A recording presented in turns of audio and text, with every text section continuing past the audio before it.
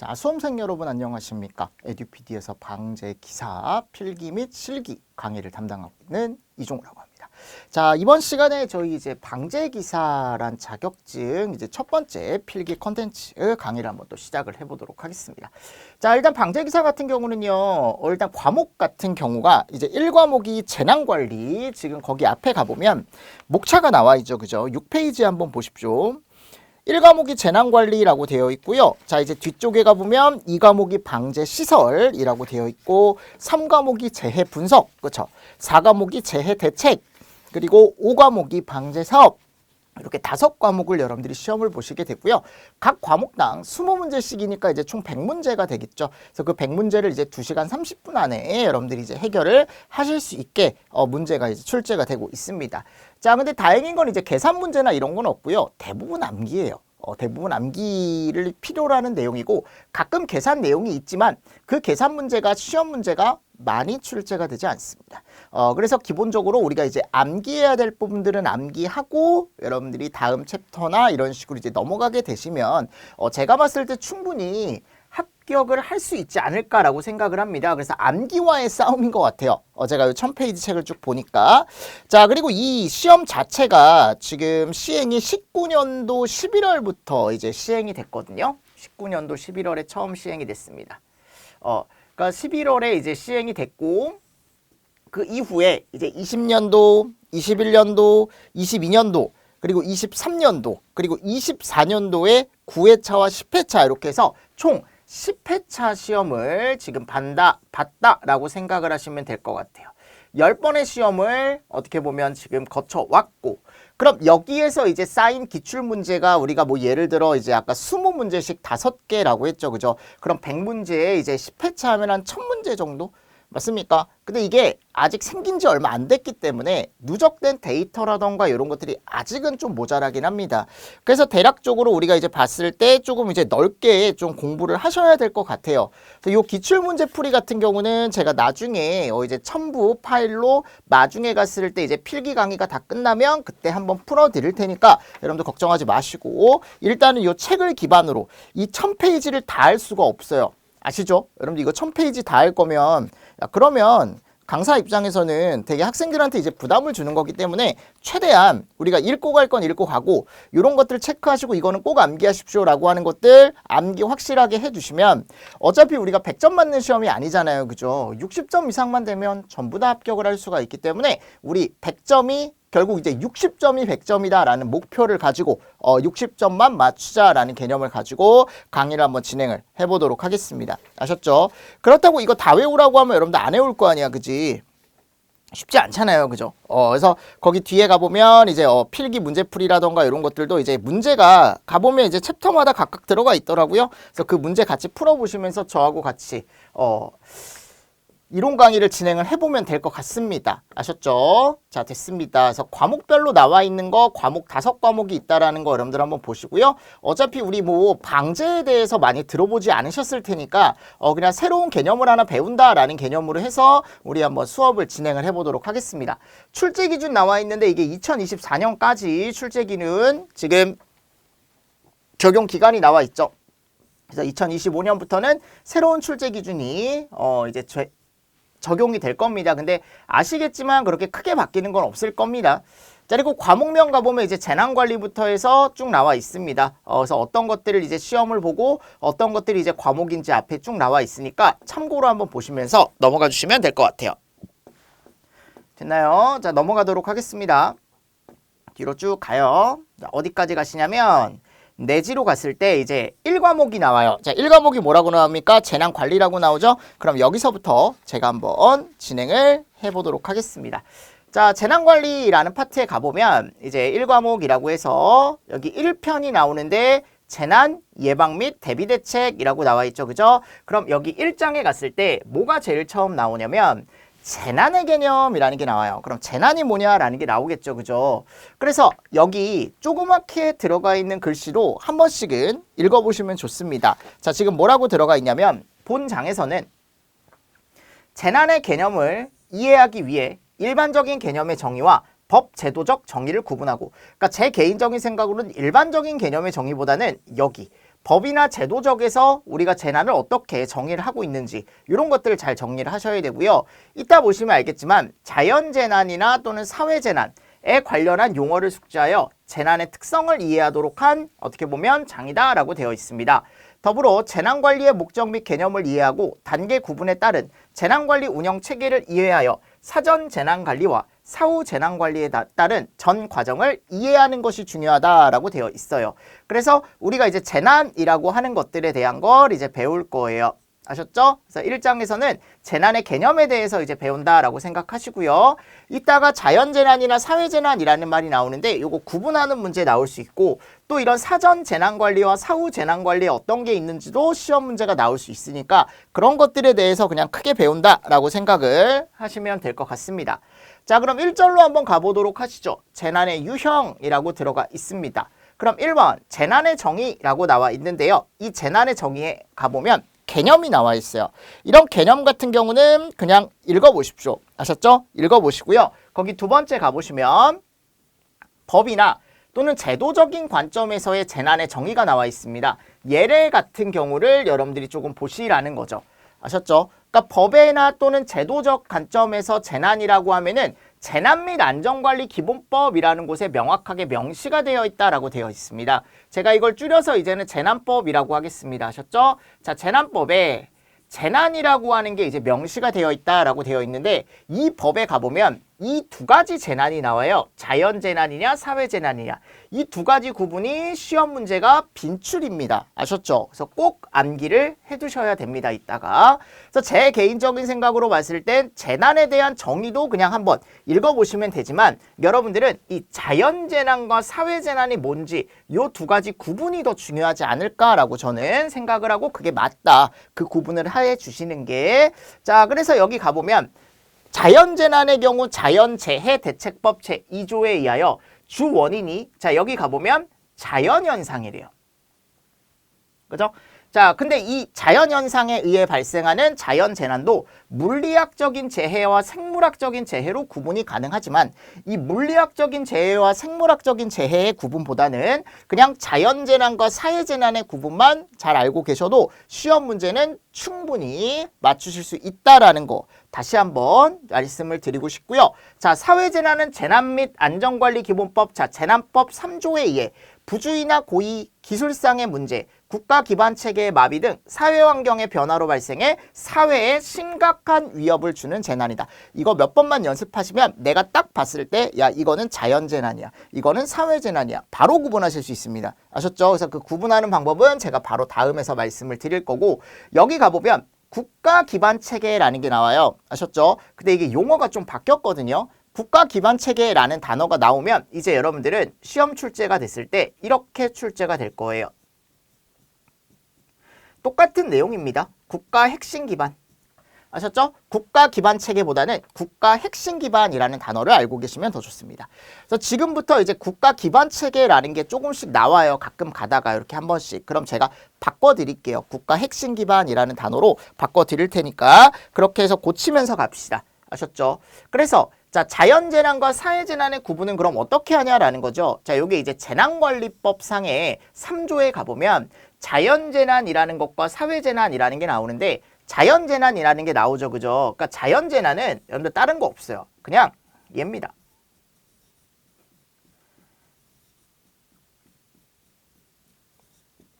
아셨죠? 자, 그래서 우리가 여기 보면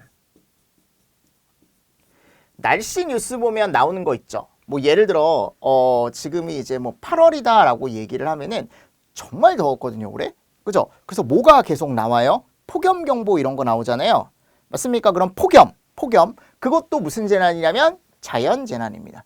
왜냐하면 이 자연재난은요, 여러분들 이게 잘 안 돼요. 이게 잘 쉽지가 않습니다. 대비할 순 있죠. 이런 것들이 쉽지 않은 재난이에요. 그래서 우리가 만일 얘네들을 예방이나 대비를 할 수 있어서 뭐 잠깐은 이제 우리가 이제 잠깐 이게 낮출 수는 있겠죠. 그쵸? 낮출 수는 있겠죠. 근데 이거를 아예 막지 못한다라는 겁니다. 자연현상이기 때문에. 맞습니까? 그래서 그런 재난들을 얘기합니다.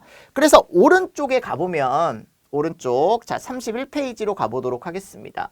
뭐 기상재해, 지진이나 화산활동으로 인한 지질재해도 다 포함이 된다라고 되어 있지만 중요한 건 요 종류가 중요한 겁니다. 근데 눈에서 딱 보시면 알겠지만 태풍, 홍수, 호우 다 날씨하고 관련된 거야.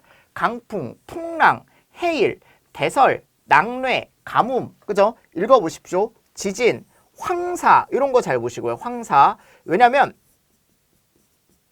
뒤에 가보면 미세먼지가 나오거든요. 미세먼지는 얘예요. 아셨죠? 황사는 뭡니까? 자연재난입니다.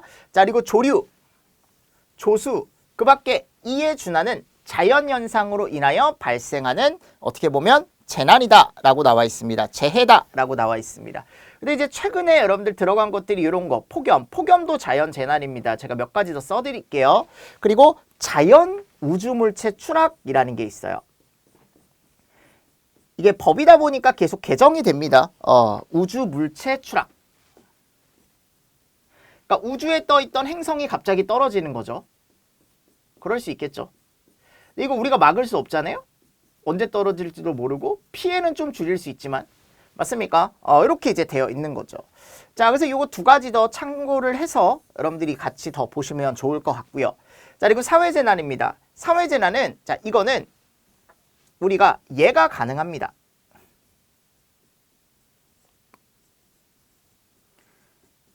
요게 가능해요. 자연현상이 아니고 얘는 이제 뭐에 의한 거냐면 우리 인간이 문제인 거야. 누가 문제라고 여러분들? 인간이 문제입니다. 사람이 문제인 거야. 자연현상보다는. 아셨죠? 그럼 보세요. 화재. 누가 문제야 이거? 사람이 문제잖아요. 맞잖아요 여러분들. 사람이 문제잖아요. 붕괴. 사람이 문제입니다. 폭발. 사람이 문제죠. 교통사고. 사람이 문제입니다. 무슨 말씀인지 아시겠습니까? 화생방 이런 거. 그리고 요거 잘 보십시오. 요거. 환경오염이 가끔 이제 학생들이 이거 자연재난이라고 헷갈릴 수 있거든요. 자연 아닙니다. 사회재난이에요. 아셨죠? 오답으로 많이 나올 수 있으니까 꼭 구분을 하셔야 된다라는 거 같이 잘 보시고요. 에너지, 통신, 교통, 금융, 의료, 수도 등 국가 기반 체계. 이거 뭘로 바꾸라고 우리가? 국가 핵심 기반. 시험 문제 나오면 국가 핵심 기반이라고 나올 거예요. 그럼 국가 핵심 기반 시설에 어떤 게 있냐면 대표적으로 이런 에너지 있죠. 에너지 분야에 가보면 뭐가 있냐면 발전소 같은 게 있습니다. 즉 국가적으로 이제 운영을 하는 에너지 발전소 같은 경우가 만일 뭐가 된다? 셧다운이 된다라고 한다면 그 셧다운이 됐을 때 어떻게 될 수 있을까요? 이게 개인적인 피해가 아니고 어디? 국가적으로 정말 크나큰 손실을 가지고 올 수 있겠죠. 그런 시설들을 우리가 국가 핵심 기반이라고 얘기합니다. 아셨죠? 여러분들 그리고 3번, 4번 보도록 하겠습니다. 여기. 자, 여기 갔을 때 이거 잘 나오거든요. 오답으로 감염병, 전염병 이런 걸 자연재난에 약간 섞어놓는 경향이 있어요. 아셨죠? 그래서 좀 잘 보십시오. 감염병, 전염병, 사회재난이에요. 결국 이런 바이러스 만드는 것도 사람들이죠. 사람들. 자, 그리고 여기 네 번째 가보면 요거. 이게 예전에는 미세먼지가 없었는데 최근에 추가가 됐습니다. 워낙 미세먼지가 심하다 보니까 그죠? 미세먼지도 재난으로 지금 구분이 됐다. 됐죠? 한 번 더 보시고요. 여기는 한번 읽어보시고요. 예, 똑같은 내용입니다. 국가 기반 체계, 국가 핵심 기반으로 제가 바꾸라 그랬죠. 자, 그래서 여기다가 제가 추가해서 몇 가지 더 적어드리겠습니다. 이제 최근에 이슈가 뭐였냐면 여러분들 그 이태원, 그죠? 이태원에서 사람들 그 압사되는 사고 일어났었잖아요. 맞잖아요. 그 젊은 친구들 클럽 가가지고 이제 새벽에 놀다가 맞습니까? 그래서 이제 압사 사고 일어났었잖아요. 그 압사에 의해서 요 재난이 하나가 추가가 된 게 있어요. 일정 공간 안에 사람들이 갑자기 모였을 때 그걸로 인한 재난. 무슨 말씀인지 아시겠죠? 이게 또 재난으로 분류가 됐습니다. 그리고 나서 이제 요런 거.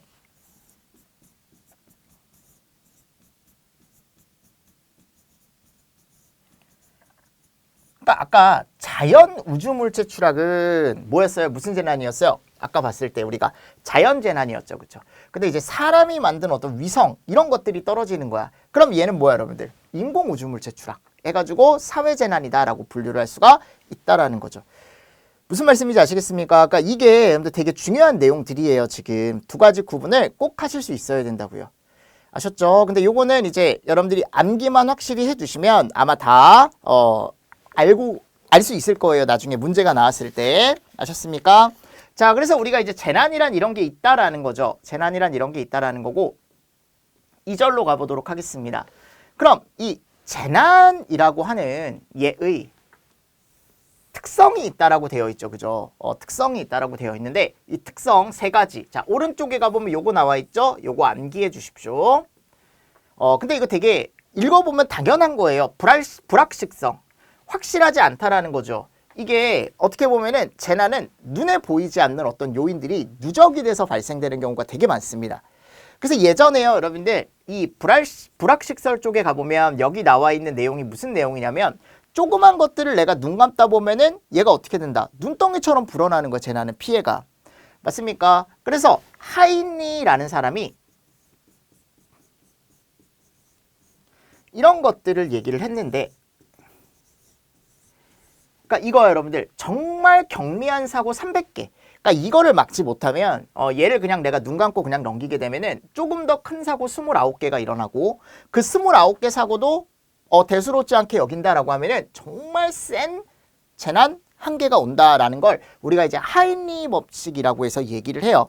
그러니까 결국은 이걸 막는 게 중요한 거예요. 이거 300개. 맞습니까? 이런 누적에 의해서 조그만 누적에 의해서 큰 것들이 발생한다라는 거죠.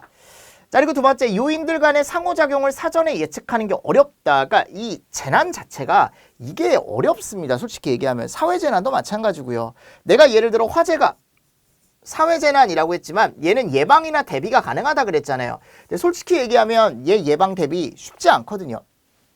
맞습니까? 그러니까 일반적으로 우리가 예방 대비라는 걸 이제 화재가 났을 때 가장 대표적으로 얘기하는 게 평상시에 이제 자동화재 탐지 설비라는 걸 이제 관리를 한다거나 또는 이제 스프링클러를 평상시에 유지 관리하면서 화재가 났을 때 이제 대응을 하게 되어 있는데 예방이나 대비를 그런 것들로 예방이나 대비를 해서 근데 또 문제가 뭐냐면 화재가 났을 때 그 설비가 작동을 하지 않게 되면 그러면 안 되겠지만 작동을 하지 않게 되면 그건 또 어떻게 보면은 우리 예측하고 완전 빗나가는 거거든요. 그러니까 이런 것들이 확실한 게 없다라는 거 여러분들. 그래서 불확실성이라고 지금 들어가 있습니다. 그래서 여기 뭐라고 되어 있냐면 재난의 발생이라던가 또는 이제 이런 것들이 예측하기가 어렵다라는 특징이 있대요. 걔를 우리가 뭐라고 한다? 불확실성이라고 얘기한답니다. 그죠? 그래서 보기 1번 재난의 특성 그리고 보기 2번에 상호작용성이 나오겠죠. 자, 이거는 다양한 원인들이 어떻게 되는 거냐면 혼합이 돼서 그죠? 상호작용이 돼서 어떤 피해가 발생하기도 하고 또는 재난의 특징이 나타나기도 한다라고 되어 있습니다. 그래서 이름이 상호작용성이에요. 맞나요? 재난 자체와 피해 주민, 피해 지역의 기반 시설 등이 서로 악영향을 미쳐 피해가 확산되는 특성이 있다. 그래서 하나만 있는 게 아니고 하나만 어떤 원인에 의해서 나오는 게 아니고 여러 가지 상호작용을 해서 재난이 발생한다라는 것. 상호작용성 읽어보시고. 자, 그리고 복잡하겠죠. 복잡성이라는 게 있습니다. 그죠? 그래서 이 두 가지가 같이 작용을 하게 되면은 재난 자체가 복잡하게 일어날 수밖에 없는 거죠. 맞나요? 그래서 타이틀 위주로 조금 정리를 해주시면 좋을 것 같습니다. 제가 방금도 말씀드렸지만 다음 중 재난의 특성으로 옳지 않은 것은 왜냐하면 이 사지선다 문제이기 때문에 3개가 들어가 있는 것들이 시험 문제가 또 잘 나오겠죠. 자, 그리고 두 번째 한번 가보도록 하겠습니다. 재난과 관련한 유사 용어라는 게 나와 있는데요. 재난과 재앙, 재난과 위기 이런 게 나오는데 이게 시험 문제가 나오는 건 아니에요, 여러분들. 직접적으로 출제가 되진 않지만 그래도 한 번 정도 읽어보실 필요는 있는데 재난과 재앙을 비교 한번 해보자라는 거죠. 재난, 재앙 두 개를 비교하면 이게 훨씬 커요. 그렇다고 재난이 작은 건 아닙니다. 근데 이제 두 개를 비교를 해보자라는 거죠. 자, 비교를 했을 땐 재앙이 훨씬 커요. 아셨죠? 그래서 뭐라고 되어 있냐면 재앙은 재난에 비해 전체 주거지의 전부나 대부분의 영향을 받고 거의 모든 위기관리 조직의 시설과 작전기지가 직접적으로 타격을 받는다. 재앙은 재난에 비해 충격과 피해 면에서 보다 큰 것을 의미한다. 이 정도만 읽어보시면 돼. 그래서 재앙이 더 크다. 자, 그리고 재난과 위기. 위기는 정치, 경제, 사회, 문화적 분야에 상당히 광범위하게 사용되고 있는 개념이며 사전적으로는 위험한 때나 고비를 우리가 위기라고 얘기한대요. 근데 우리 위기란 말을 엄청 많이 사용을 하죠. 그죠? 그래서 뭐 우리가 이제 얘기했을 때 뭐 심리적인 위기다, 뭐 사회적인 위기다, 경제적인 위기다. 막 이런 식으로 위기란 단어를 많이 쓰죠. 네, 읽어보십시오. 읽어보시고요. 자, 그리고 밑에 가보면 재난관리의 개념 및 정의라는 게 나와 있습니다. 그러면 우리가 이제 재난법이라는 곳에 가보면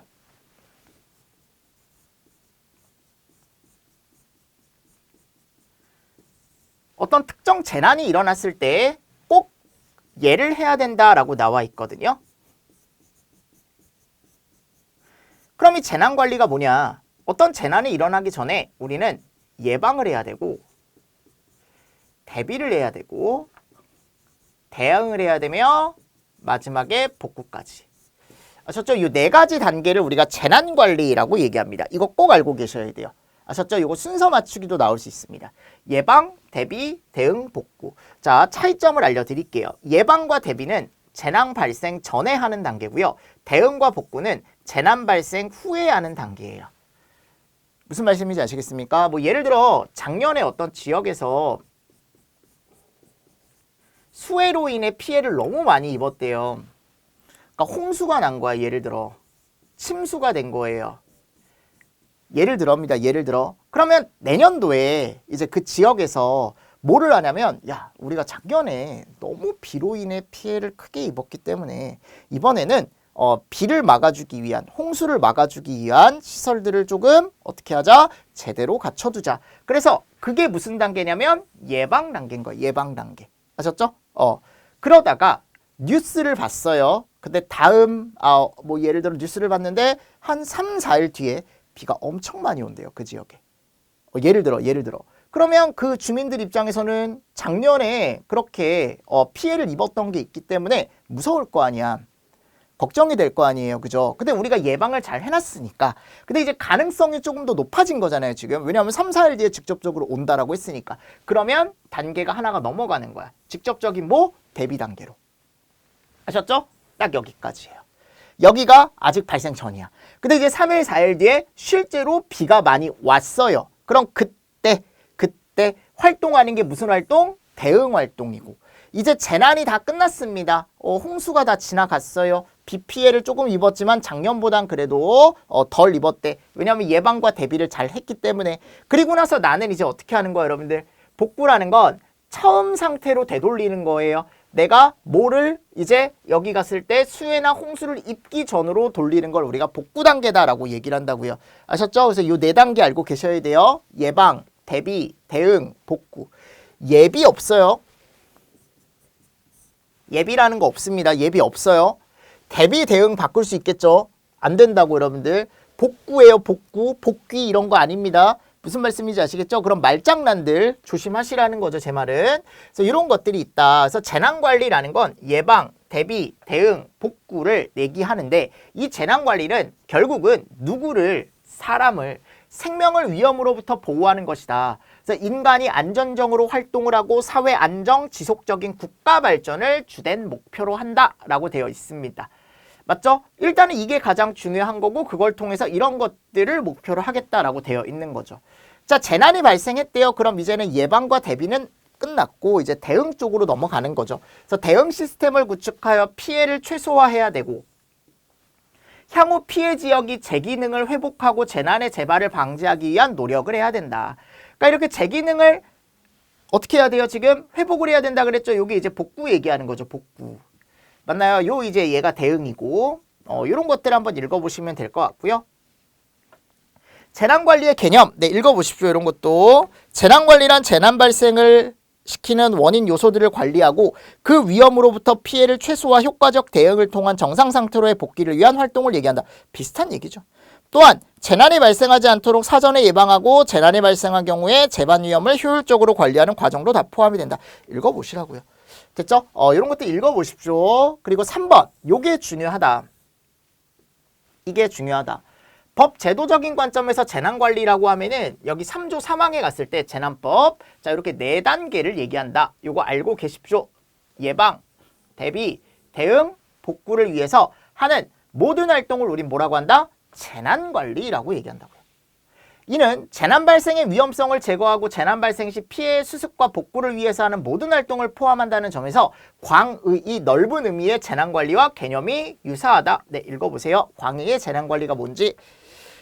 됐죠? 자, 그리고 두 번째 가보도록 하겠습니다. 그럼 이렇게 재난관리라는 단계가 있대요. 근데 이 단계가 여러분들 시험 문제가 잘 나옵니다. 이 5가지 암기.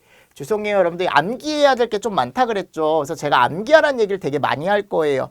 그럼 이런 것들을 여러분들이 노트 필기를 따로 하시든 해서 재난관리의 원칙이라는 게 몇 가지가 있다? 5가지가 있다라는 거. 암기를 좀 해두셔라.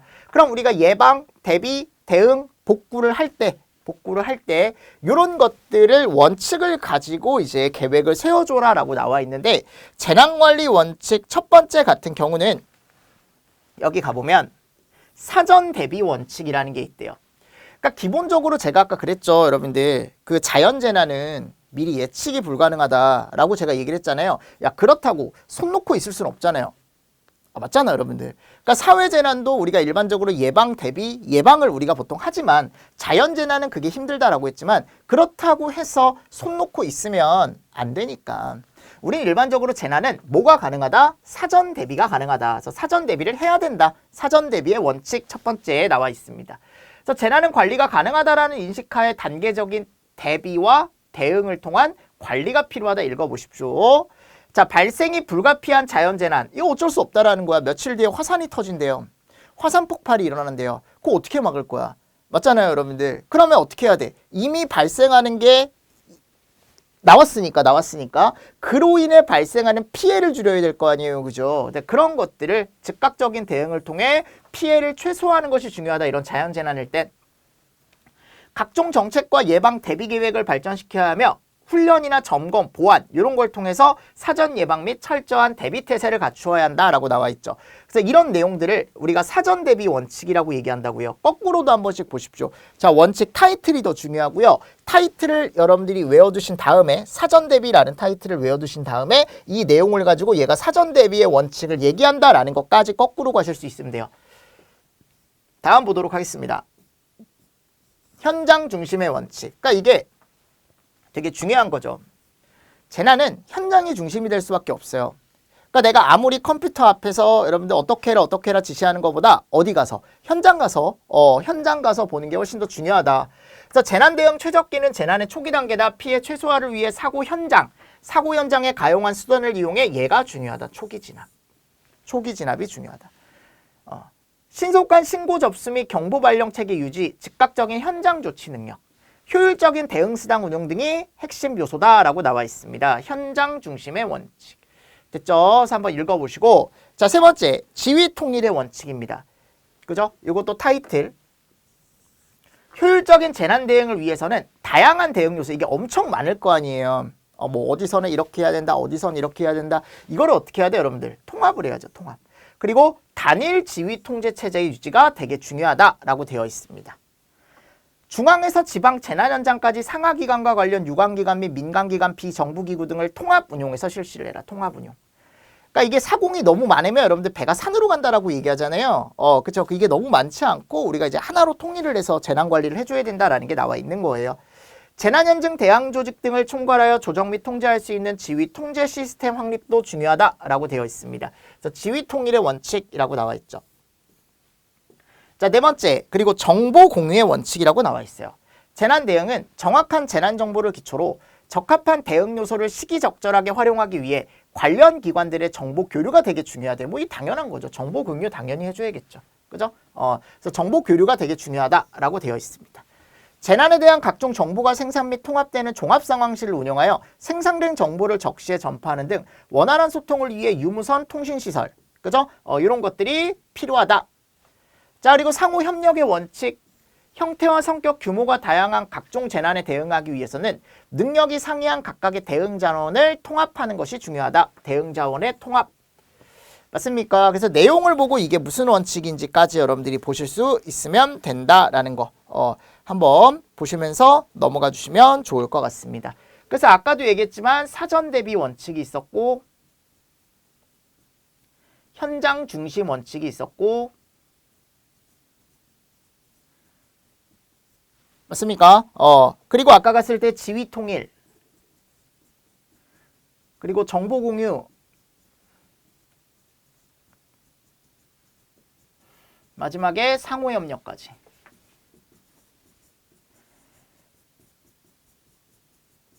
됐나요? 네, 이런 것들이 있어야 된다. 그래서 이런 원칙을 가지고 우리가 이제 재난관리를 해줘야 된다라고 나와 있는 거죠. 됐나요? 자, 그리고 두 번째 가보도록 하겠습니다. 재난관리 운영체계라고 나와 있죠. 보십시오. 이거는 많이 나오진 않아요. 읽어보시면 되는데 분산관리 방식이라는 게 있고 통합관리 방식이라는 게 있대요. 그래서 국가가 재난을 관리하는 방식은 두 가지가 있다. 그럼 이 분산관리 방식은 뭐냐면 야, 지진이 일어나면은 이거는 너네가 담당해. 부서를 정해주는 거예요. 기관을 정해주는 겁니다. 뭐 예를 들어 불이 났대요. 야, 너 이건 소방이 해. 치안에 관련된 사고가 났대요. 재난이 났대요. 야, 그거는 경찰이 해. 이런 식으로 분산관리 방식이라는 게 있고, 그러니까 얘네는 여러분들 대응 방식의 차이가 있겠죠. 화재가 났는데 가가지고 여러분들 수갑 채우고 이러면 안 될 거 아니야. 불을 꺼야 될 거 아니에요. 그죠? 그러니까 이게 각 기관별로 대응 방식의 차이가 있다라는 거죠. 읽어보십시오. 자, 통합관리 방식은 뭐냐면 대응이나 긴급 대응에 있어서, 그죠? 지금 여기 갔을 때 통일적인 활동을 해야 함을 의미한다라고 되어 있습니다. 그래서 이렇게 생각하시면 돼요. 분산관리 방식은 모든 재난에 대해서 뒤에 가면 배우시겠지만 주관기관이라는 걸 정해요. 아셨죠? 그래서 불이 나면 소방, 뭐 이런 식으로 이제 주관하는 기관을 정해놓는 반면 통합관리 방식은 이 주관기관을 정해놓지 않고 그냥 하나의 기관에서 모든 재난을 다 담당하는 거야. 하나의 기관을 딱 정해놓고 대표 기관을 정해놓고 모든 재난을 얘네들이 다 담당한다 라고 생각하시면 됩니다. 그래서 서로 간에 뭐가 있을까요? 장단점이 있겠죠. 그래서 분산관리 방식 같은 경우는 보십시오. 장점, 특정 재해 유형을 한 부처가 지속적으로 담당을 한다. 그러니까 내가 예를 들어 그러면은 뭐 예를 들어 소방이다라고 하면은 노하우가 축적이 되고 전문성 제고가 용이하다. 그러니까 불은 잘 끄겠죠. 그죠? 근데 다른 분야에 대해서는 약간 전문성이 좀 떨어질 수 있겠지만 대신에 어차피 본인들만 잘하면 되는 거니까. 맞습니까? 그러니까 확실하게 뭐가 된다? 업무 분담이 된다라는 거고 업무의 전문성이나 이런 것들을 좀 키울 수 있는 방식이다라고 되어 있죠. 근데 여기 보십시오. 복합적 재난. 그러니까 이게 되게 대표적인 게 뭐냐면 예를 들어 이제 불이 나요. 그럼 거기에 소방도 출동하고 경찰도 출동한단 말이에요. 일반적으로. 맞습니까? 그럼 그 현장에 갔을 때 본인들 간에 이제 뭐가 생길 수 있냐면 약간 업무에 관한 마찰이나 이런 것들도 생길 수 있다라는 거죠. 여기가 보면 각 부처 간 업무의 중복, 여기가 보면 연계 미흡 이런 것들이 발생할 수 있다라고 되어 있지만 통합관리는 그렇지 않다. 재난 발생하면 그냥 하나에서 통일을 어떻게 보면 해서 하나의 컨트롤 타워가 있는 거기 때문에 이런 것들이 가능하다라고 되어 있죠. 자, 근데 단점에 가보면 부처 이기주의 및 기존 조직들의 반발. 이거 원래 우리 일이었는데 거기서 다 하다 보니까 본인들이 어떻게 보면 밥줄을 뺏겼다라고 생각할 수도 있겠죠. 그죠? 그리고 그 하나의 컨트롤 타워 있는 곳에서의 약간 이기주의나 이런 것도 발생할 수 있고요. 그러니까 그런 개념들이 나와 있는 겁니다. 그래서 한 번씩 읽어보시라고요. 됐나요? 예전에 여러분들 2014년